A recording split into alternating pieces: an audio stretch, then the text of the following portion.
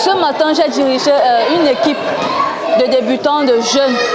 Et j'ai sollicité certaines épreuves qui consistent particulièrement à leur montrer les bases et le déplacement.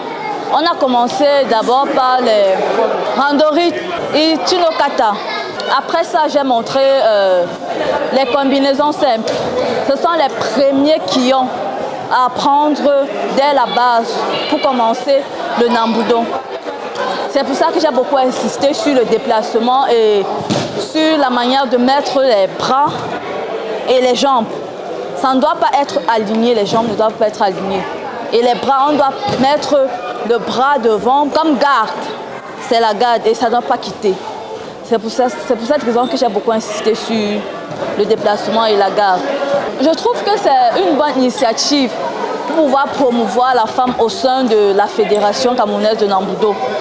Parce qu'on a été mis à côté. Et c'est un peu pour rehausser l'image de la femme au sein de la fédération.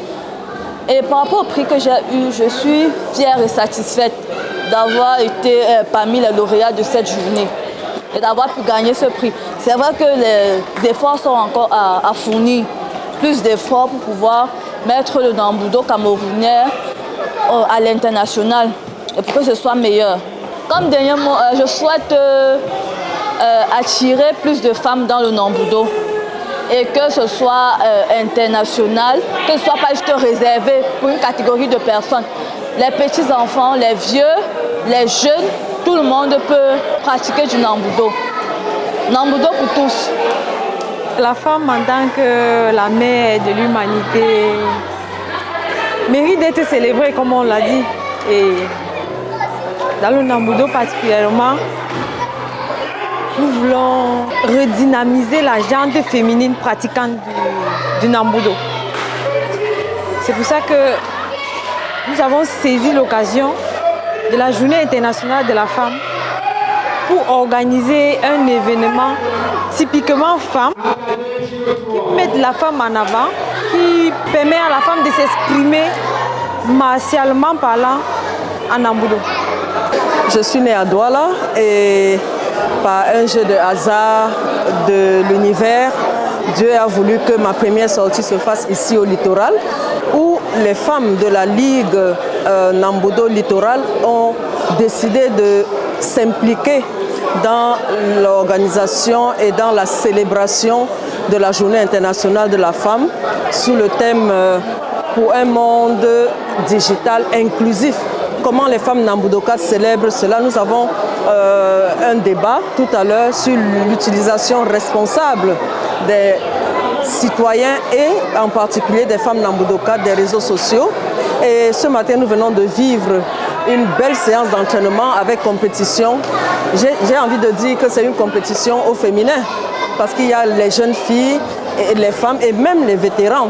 Donc ça me fait énormément plaisir que les femmes du littoral m'aient honorée avec le soutien du président de la Ligue et de maître Nyamsi Paul, Renchi Nyamsi Paul. Donc je voudrais rendre grâce à Dieu pour ça et bénir l'Éternel que tout se soit bien passé dans l'attente de l'homologation des résultats par le ministère des Sports et de l'Éducation physique. J'ai envie de dire que la femme a un rôle central à jouer dans la nouvelle ère que nous impulsons au Nambudo. Pourquoi? Parce que premièrement, avec cet instinct maternel, nous devons apprendre à pardonner, à accueillir, à rassembler, à mobiliser toutes les volontés. Bon, même ceux qui n'ont pas la volonté, nous avons le devoir de les sensibiliser, de les éduquer. Et en tant que mère, effectivement, nous avons aussi le devoir de démystifier la pratique du Nambudo au Cameroun et dans le monde. Pourquoi? On a l'habitude de penser que l'art martial et le Nambudo, chemin faisant, est un sport masculin.